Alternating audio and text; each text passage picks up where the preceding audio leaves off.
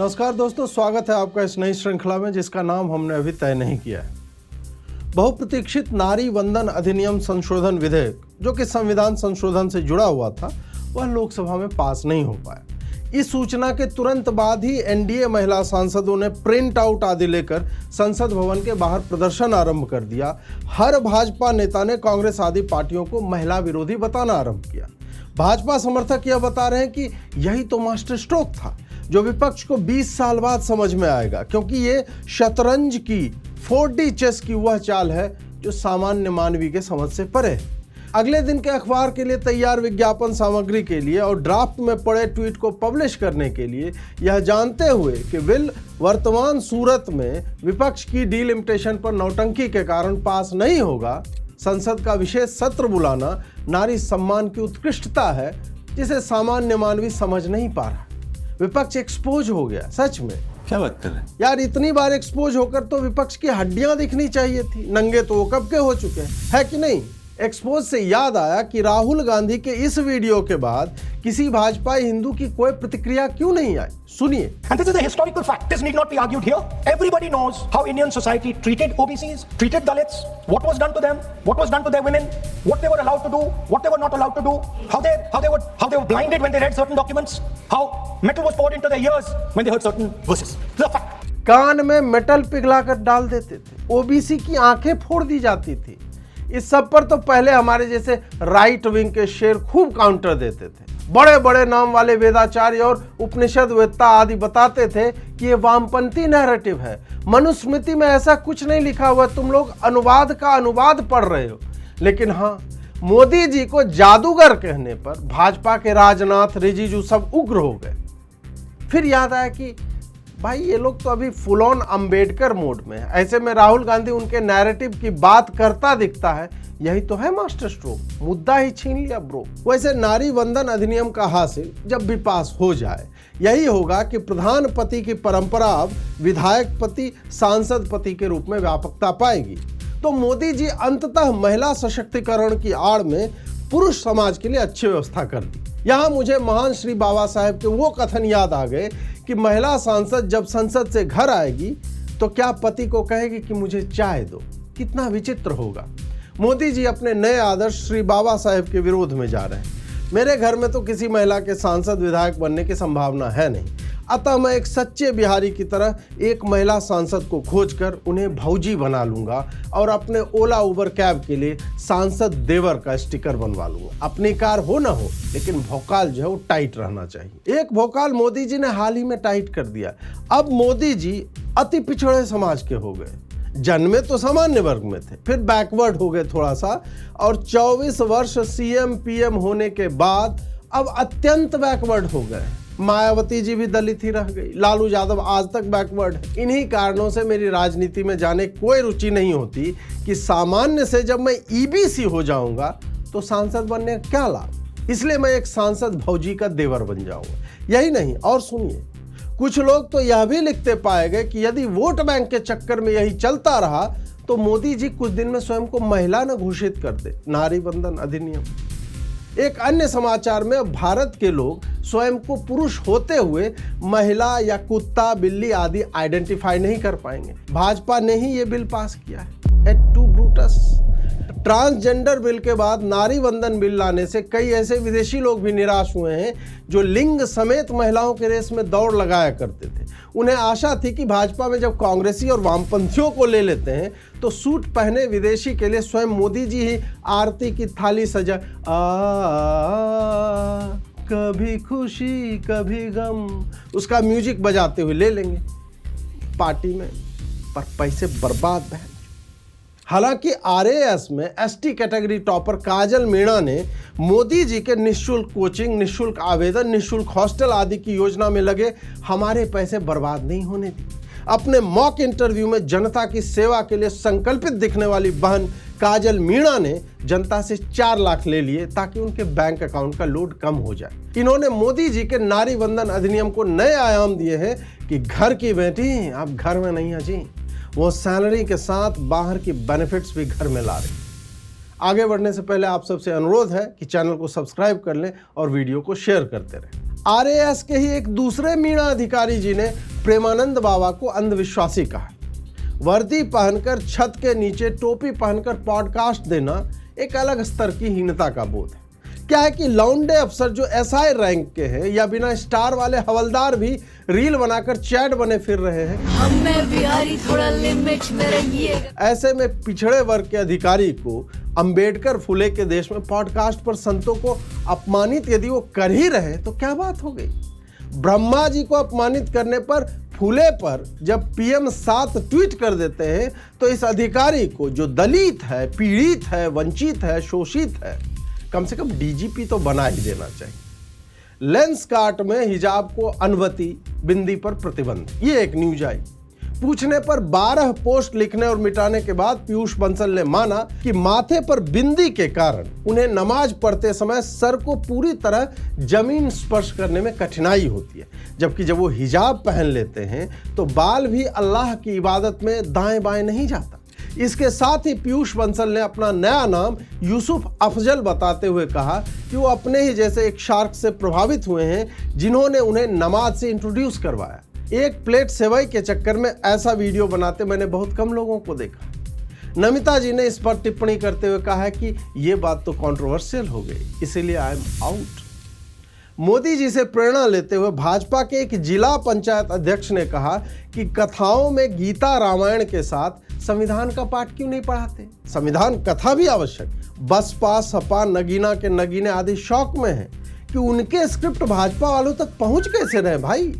रावण ने video call पर दिल बनाते हुए मुझसे पूछा कि अजीत भाई यार ये हम लोग अब क्या बोलेंगे जब मोदी जी से लेकर पंचायत अध्यक्ष तक बाबा साहेब और संविधान पुश कर रहे हैं। मैंने कहा कि वो मोदी जी से आप डायरेक्ट क्यों नहीं पूछ लेते, बातचीत तो होती रहती होगी, आखिर सांसद जो बनाया है।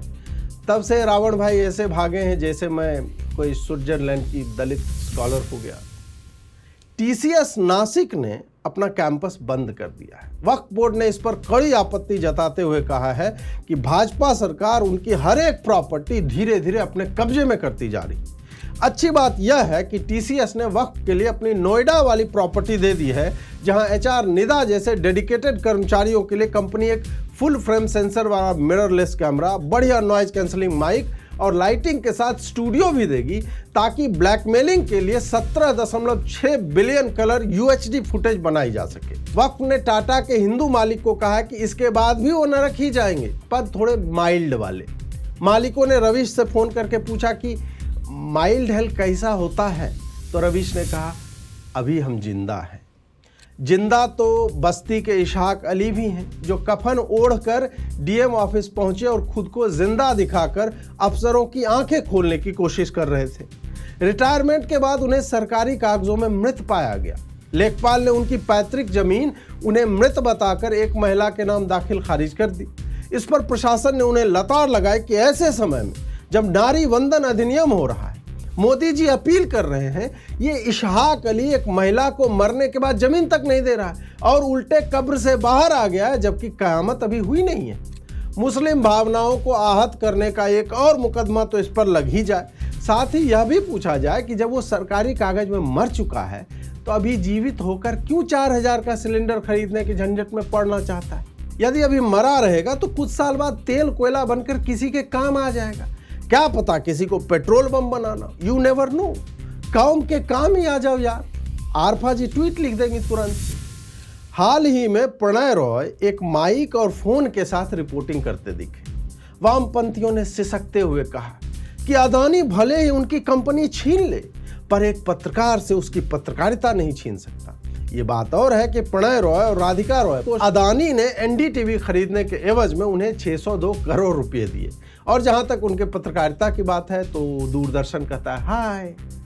जिनकी दीवारों के पार प्रणय जी दूरदर्शन के उन्नत उपकरणों से शूट किए टेप फेंक देते थे और बाद में उसी के फुटेज से एनडीटीवी बना ली। इसी को शास्त्रों में चोरी और दलाली कहा गया, पत्रकारिता नहीं। एक समाचार मिला कि स्पाइस जेट का एक नुकीला हिस्सा आकाशा एयर के पृष्ठभाग में प्रविष्ट हो गया। लोगों ने कहा कि इस डिजाइन को सहेज कर रखते हुए स्पाइस जेट का नाम स्पाइस मेट कर देना चाहिए। कुछ दुष्टों ने टेल फिन की मोटाई देखकर इसका नाम ड्यूरेक्स एयर करने को कहा है। वहीं स्पाइस जेट ने इस बात का लाभ उठाते हुए अपने सारे यात्रियों को अकाशा एयर की उसी फ्लाइट की ओर भेज दिया और अपने टूटे प्लेन को लेकर वहां चले गए जहां की फ्लाइट उन्हें 8 घंटे लेट होने के कारण कैंसिल करनी थी। इस इमेज का क्रेडिट सुश्री जागृति चंद्रा जी को देना चाहूंगा, वरना वो घर पर आकर ले जाएंगे। MS धोनी के IPL आगमन पर पुनः रोक लगा दी गई है। CSK के कुछ खिलाड़ी कह रहे थे कि वो व्लादिमीर और एस्ट्रागोन की तरह MSD का वेट करते रहेंगे। हॉस्पिटल के सूत्रों ने बताया कि धोनी वस्तुतः ठीक हो चुके हैं, पर उन्हें बड़े साहब वाला मीम इतना अच्छा लग रहा है कि वो बाहर आना नहीं चाहते। MI फैंस का कहना है कि वैसे भी जब आना उन्हें 12वें नंबर पे ही है और खेलना 3 बॉल ही है तो अच्छा है, कोई युवा खेल ले रहा है। अब MI वाले किसी को तो कुछ ना ही कहें।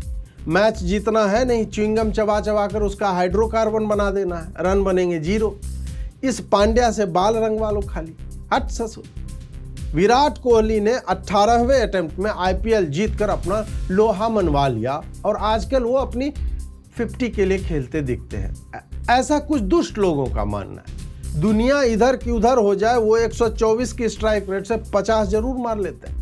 कुछ दुष्ट लोगों से रहा नहीं गया कि फिल सॉल्ट 400 का स्ट्राइक रेट से मार रहा है, वैभव सूर्यवंशी 856 के स्ट्राइक रेट से मार रहा है और ये कोहली 134 से क्यों खेलता है। इनको चैन नहीं है। क्या चाहते हो, मुंबई की तरह मैच हारता रहे पर फेयर प्ले अवार्ड जीते? और ये फेयर प्ले अवार्ड उसी क्यों देते हैं जो सबसे निकम्मी टीम होती है। मैं तो मुंबई को सपोर्ट करना त्याग चुका हूं, मैं अब केवल बिहार को सपोर्ट करता हूं।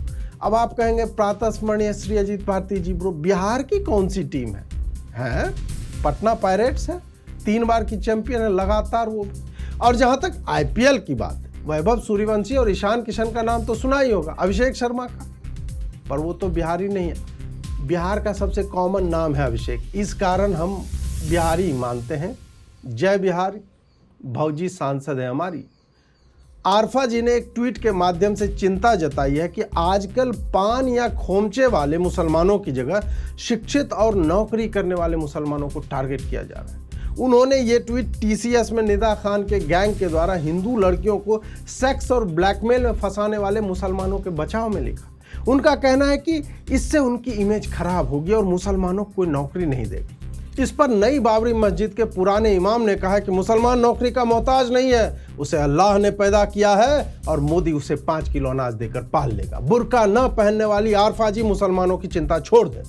उन्होंने यह भी कहा कि आरफा जी की बात तो दिल्ली तक सुनी जाती है, तो वो यह क्यों नहीं कहती कि हमारे PhD, MBBS, BTech और ग्रेजुएट मुसलमानों को जो बिना काम की चीज़ें पढ़ाई जाती है और वो सिलेबस के बाहर जाकर खाद से बम बनाना, पटरियों पर मवाद डालकर चिकन नेक को अलग करना स्वयं के खर्चे से सीखते हैं, उनके लिए मोदी सरकार सच्चर समिति की सिफारिशों के आलोक में ऐसे MSME कार्यों के लिए मुसलमान युवाओं के लिए मुस्लिम युवा वंदन अधिनियम जैसे कानून क्यों नहीं लाती। इन सब के बीच जुबैर की सबसे बड़ी आपत्ति यह रही कि अपनी ट्वीट में आरफा जी ने पंक्चर वाले का नाम क्यों नहीं लिखा। TMC मिनिस्टर फरहाद हाकिम, गाली नहीं दे रहे, पार्टी TMC पार्टी की बात कर रहे हैं, उसके एक मिनिस्टर हैं फरहाद हाकिम। उसने कहा है कि मोदी शाह को उनका पकाया हुआ मांस खाना चाहिए ताकि यह प्रूव हो सके कि बंगाल में भाजपा सरकार आने पर ये लोग इधर मांस मछली बैन नहीं करेंगे। भाजपा ने ऐसा कहीं कहा नहीं कि वो बैन करेंगे। अब ऐसा ना हो कि फरहाद हाकिम ये कहने लगे कि पहले भाजपा के किसी गबरू जवान को जापानी तेल लेकर उसके घर पर जाकर यह प्रूव करना चाहिए कि सरकार बनने के बाद वो सेक्स पर प्रतिबंध नहीं लगाएंगे। आरफा जी को इस ट्वीट के पिछले 48 घंटे सांस नहीं आ रही थी। मैंने पता किया है कि 96 घंटे बीतने के बाद भी वो जीवित हैं। आशा है कि किसी ने CPR दे दिया होगा, वरना तुम हमें कोई भी जॉब दो, हम तुम्हें बढ़िया बम बना कर देंगे। ऐसे लघु उद्योग नीति चलाने वाले भाइयों के बचाव में लिखने वाली एक प्रौढ़ा का नुकसान हो जाता है। कैसा लगा आपको यह एपिसोड, कमेंट में अवश्य बताएं। लाइक, शेयर, सब्सक्राइब का तो आपको मालूम ही है। चैनल को सहयोग करने हेतु इस QR कोड का प्रयोग करें। नमस्कार।